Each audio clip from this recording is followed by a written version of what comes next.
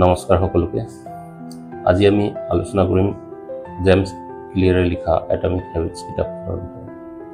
এই কিতাপখনত লেখকে আমাৰ জীৱনত কেনেকৈ সৰু সৰু অভ্যাসৰ জৰিয়তে ডাঙৰ পৰিৱৰ্তন আনিব পাৰি সেই বিষয়ে সহজ ভাষাত বুজাইছে। লেখকে কিতাপখনৰ প্ৰথম অধ্যায়ত আমাৰ জীৱনৰ সৰু সৰু অভ্যাসৰ শক্তিৰ প্ৰভাৱৰ বিষয়ে কৈছে।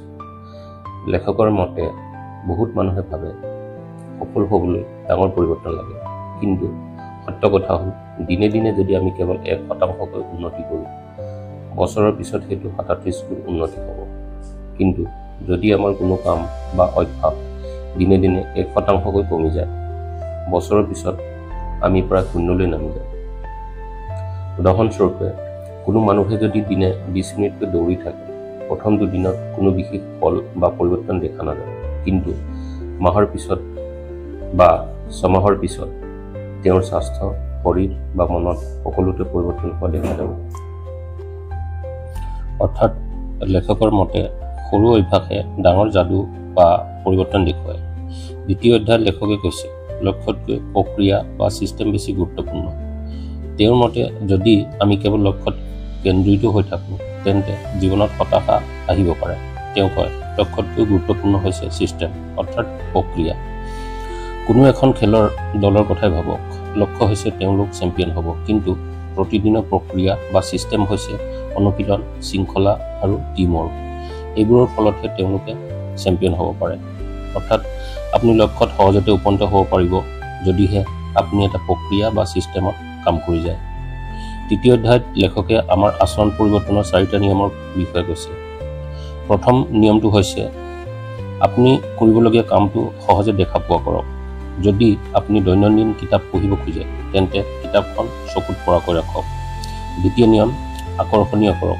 যদি আপুনি ব্যায়াম কৰিব বিচাৰে, তেন্তে মন পচন্দৰ সংগীত লগাই ব্যায়াম কৰক।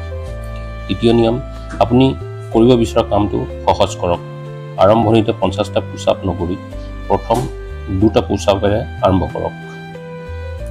চতুৰ্থ নিয়ম কামৰ শেষত নিজকে উপহাৰ দিয়ক, যেনে ব্যায়ামৰ পাছত আপোনাৰ প্ৰিয় খাদ্য বা পানীয় খাওক। তেওঁৰ মতে এনেধৰণে নিয়মবোৰ মানিলে সৰু সৰু অভ্যাসে লাহে লাহে জীৱনত স্থায়ী হৈ পৰে। চতুৰ্থ অধ্যায়ত তেওঁ কৈছে পৰিচয়ভিত্তিক অভ্যাস গঢ়ি তোলক। কেৱল আপুনি কি কৰিব খোজে সেয়াই নহয়, আপুনি কেনেধৰণৰ মানুহ হ'ব খোজে সেইটো চিন্তা কৰাৰ প্ৰয়োজন। যদি আপুনি ধূম্ৰপান এৰিব খোজে, তেন্তে ক'ব যে মই ধূম্ৰপান নকৰোঁ। এই পৰিচয়ে আপোনাৰ নতুন অভ্যাস গঠন কৰিব। অৰ্থাৎ আপোনাৰ পৰিচয়ৰ সৈতে মিল থকা অভ্যাসে অতি দীঘলীয়া সময়লৈ টিকি থাকিব।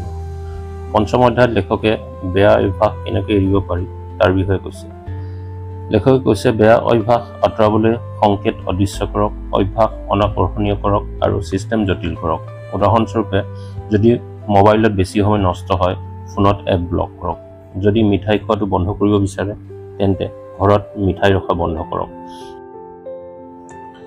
এনেধৰণৰ কাৰ্যবোৰে বেয়া অভ্যাসবোৰ লাহে লাহে নাইকিয়া কৰিব।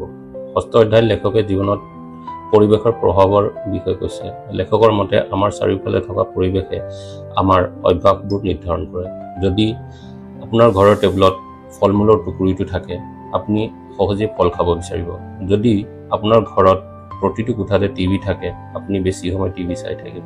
অৰ্থাৎ ভাল অভ্যাস গঠন কৰিবলৈ আপোনাৰ চাৰিওফালৰ পৰিৱেশকে সঠিক ৰূপত সাজিব লাগিব। সপ্তম অধ্যায়ত লেখকে সৰু সৰু সাফল্যৰ শক্তিৰ কথা বৰ্ণনা কৰিছে। আপুনি যদি প্ৰতিদিনে সৰু সৰুকৈ সাফল্য পাই থাকে, ভৱিষ্যতে এদিন আপোনাৰ জীৱনত ডাঙৰ পৰিৱৰ্তন আহিব পাৰে। লেখক জেমছ ক্লিয়াৰে কৈছে habits are the compound interest of self improvement. অৰ্থাৎ অভ্যাস হৈছে নিজৰ উন্নতিৰ যৌগিক ব্যাজ। যেনেকৈ বেংকত অলপ অলপকৈ টকা জমা কৰি থ'লে বছৰৰ পিছত ডাঙৰ মাত্ৰাত বৃদ্ধি পায়, ঠিক তেনেদৰে সৰু সৰু ভাল অভ্যাসবোৰে ভৱিষ্যতে ডাঙৰ ফলাফল দিয়ে। অষ্টম অধ্যায়ত লেখকে ধৈৰ্য আৰু স্থিৰতাৰ বিষয়ে কৈছে। এই কিতাপখনৰ শেষ ভাগত লেখকে কৈছে অভ্যাস গঠন এটা দীঘলীয়া যাত্ৰা। ফলাফল একেদিনতে নাপায়, কিন্তু ধৈৰ্য ধৰি চলি থাকিলে কেতিয়াবা এক বিশেষ মুহূৰ্ত আহে যি আমাৰ জীৱনক সাফল্য কৰি তোলে। উদাহৰণস্বৰূপে বৰফ গলাব নোৱাৰিলে ধৈৰ্য ধৰি থাকিব লাগে। তাপমাত্ৰা 0 ডিগ্ৰীত নামিলে হঠাৎ বৰফ নিজে গলি যাব। ঠিক তেনেদৰে অভ্যাসো কিছুদিনত ফল নেদেখুৱালেও এটা সময়ত ফলাফল হঠাতে দেখা দিয়ে। গতিকে লেখকৰ মতে আজিৰ পৰাই আপুনি কোনো সৰু ভাল অভ্যাস এটা আৰম্ভ কৰক। 5 বছৰৰ পিছত দেখিব সেইটোৱে আপোনাৰ জীৱনৰ সম্পূৰ্ণ দিশ সলনি কৰি দিব পাৰে। ধন্যবাদ।